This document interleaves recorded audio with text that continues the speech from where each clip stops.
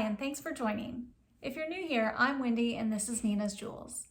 My husband and I buy things at garage sales, flea markets, thrift stores, liquidation pallets, just about anywhere we can find things to sell online and flip for a profit.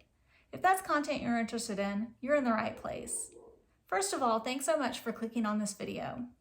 Today's video is going to be about why I'm not using the Flyp Crosslister, how we're diversifying our business, and why I think eBay is sending mixed messages to sellers. So first of all, I've decided not to use the Flyp Crosslister. I recently signed up for it and got accepted. It's free for anybody to sign up for, and there is I think like a 7-day waiting period, but anybody can sign up and get accepted. So this is not anything to bash the software. It's a free software, which is an amazing resource for sellers. It's just not something that is going to work for me, and I wanted to share my experience as to why.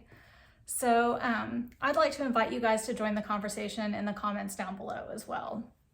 If you've tried Flyp and you've had a great experience with it, please share that information in the comments below. If you've tried it and it's not working out for you, please let us know why.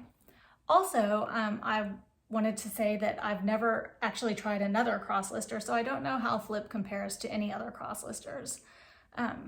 So take that information with a grain of salt, just a caveat there. I just think that I like to dot my I's and cross my T's, and I felt like I wasn't able to do that on each of the platforms with Flyp. I don't know if that's the case with other crosslisters since I haven't tried them, but that is how I felt when I was using it. So the platforms that it works with are Poshmark, Mercari, and Facebook Marketplace. So I already had a Facebook Marketplace account, and I had to set one up for Poshmark and Mercari. So I didn't think it worked well with the Poshmark platform. I was having trouble getting a lot of my listings to go active.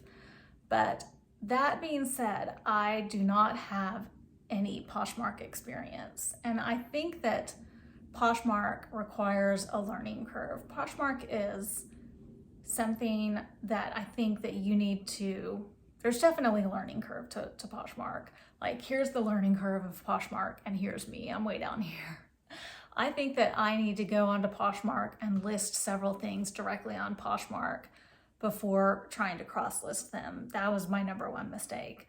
But I was still having trouble getting the cross-lister to interact with Poshmark well.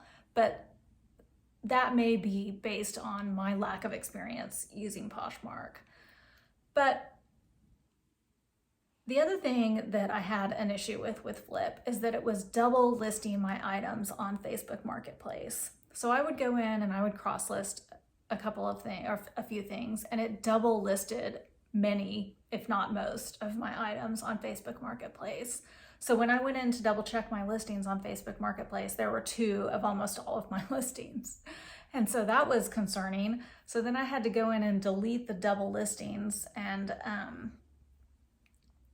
if I hadn't double checked that, I would have never known. So that's definitely a concern. I reported that information to Flyp. But the biggest issue that I had with Flyp is that it did not import the item condition field from eBay. So I went in and imported my items from eBay, because we're primarily an eBay seller. And you can import 50 items at a time. And it imported all of my information with the exception of the item condition field. And when I say item condition field, it imported the item description, which is that big box in the middle of your listing.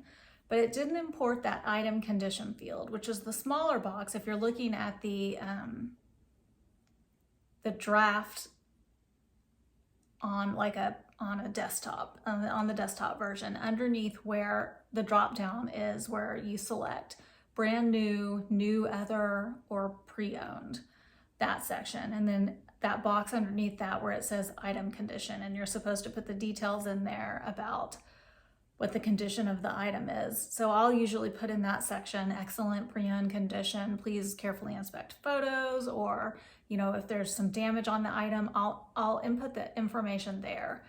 That information did not get imported over, which was a major detriment because a lot of our detailed information about whether the item had any damage or whether there was an issue with the item was in that box. So I would have had to manually go into all of my listings in eBay and pull that information out and insert it into each of the individual listings, pretty much making the whole cross-listing experience moot. So that was extremely frustrating, not having that import over. But I will say that using Flyp to import the photos and the title to get you started on cross-listing would be a huge help. So I'm not downplaying that at all.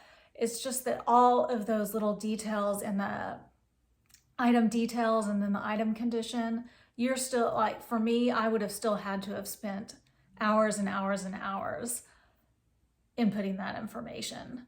So I just decided that it was not a good fit for me. It was just not worth it for me. I was hoping that it would be a little bit more turnkey, I guess, and it just wasn't that.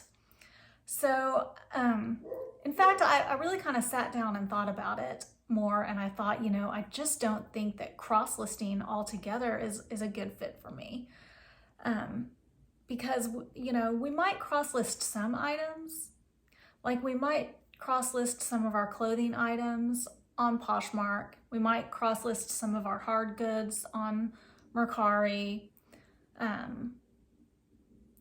You know, that might, but I think we would do that manually. Or I might use Flyp to get it started with the photos and the titles, and then, you know, go in to the actual platform and make sure that all of those little details are seen too. Because I just don't think cross-listing all of my items like that is just a good fit. I mean, we have over 3,000 items. We have almost 4,000 items, and I just don't think that's gonna work. But we are wanting to diversify our business. And so after sitting down and thinking, like, what is a better way to diversify our business, we decided that we are going to look more at Amazon FBA and trying to start off on Amazon FBA with books by buying like a liquidation box or Gaylord of books and getting started with it in that way. And then we've already started selling on Facebook Marketplace, both locally and by shipping nationwide, with some items that we acquired on a liquidation pallet. So be on the lookout for a video about our unboxing and our experience from purchasing that pallet to unboxing it to selling the items. That'll be coming up soon within the next few weeks. But then we've also considered some other creative ways to sell on Facebook Marketplace, like offering mystery boxes and grab bags, which seem to be popular on Facebook Marketplace. Like, we have a lot of lower cost items in our eBay store, such as Happy Meal toys and things like that we've gotten in bulk from garage sales and places. And we've made some listings offering those in like mystery, you know, buy 5 for $10 and things like that. So we're gonna see how those kinds of things work out on Facebook Marketplace, and if that's a good fit for some of our lower cost items to do some bulk boxes like that. And if that works, then we might expand that to some other lower cost items that we have. So we're just gonna test that model and see how it works out. If you follow the reseller community, you're probably aware of sellers like Daily Refinement, who has recently been permanently suspended. And then you may or may not be aware of other sellers like Nick and Andrea Hills, who were also recently temporarily restricted. And there's been plenty of other sellers that have had restrictions put on their accounts for various reasons. So it's because of incidents like this, and we have also been temporarily restricted, that we are diversifying our account. Because if you do sell on eBay and that is your primary source of income, which it's not for us, luckily, but if it is a primary source of your income, a large portion of your income, or if you rely on eBay for any amount of your income, getting suspended is going to put a major dent in that, and it's going to affect you.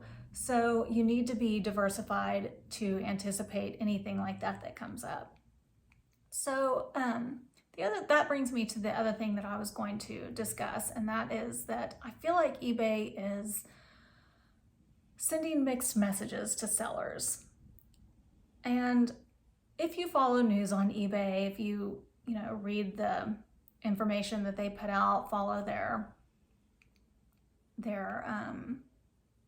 information that they're putting out to sellers, they're really promoting for sellers to sell a lot of higher end merchandise like luxury watches, high-end trading cards,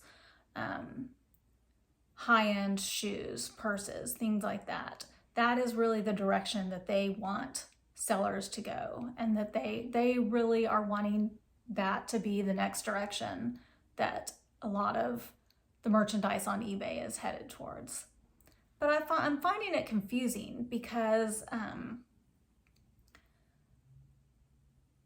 I think that the two incidences of sellers of Daily Refinement being permanently suspended, and then Nick and Andrea Hills being temporarily restricted, and I'll link some information down below for both of those accounts about their restrictions.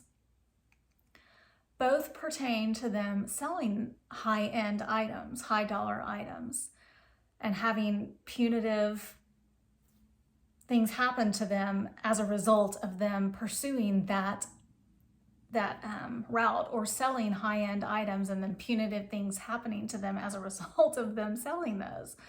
So I guess I just feel like, selling high-end items puts your account at risk, or I worry that it would put my account at risk if I'm selling really high-end items, that eBay looks at your account more with more scrutiny if you're selling high-end items. So it's confusing to me as a seller that eBay is saying this is what we want sellers to move towards, but move towards that with caution, because you run the risk of us going over your account with a fine-tooth comb if you do. So what do you think? Is it worth it to move into that arena? Is it worth it to sell high-end items and have your account opened up to scrutiny by eBay and possible restriction? Let me know. We don't sell a lot of like super high-end items. I guess we do plan to move into more high-end items, but I don't know how high-end. I don't know that we want to open ourselves up to that kind of risk, so we'll see. But let me know what your thoughts are on that. Let me know what your thoughts are on using Flyp, if you've had a good experience with it. I definitely don't have any negative feelings towards Flyp. I just don't think it's a good fit for me and my business. Let me know what your thoughts are on cross-listing in general, and let me know how you diversify. Thanks so much for watching. Thanks again for clicking on this video. If it's content that you enjoyed, please make sure to hit that like button. And if you're not already subscribed, please make sure that you hit that subscribe button with the notification bells on. It's completely free and it really helps out our channel. Thank you so much for joining again, and we will see you guys next time. Bye.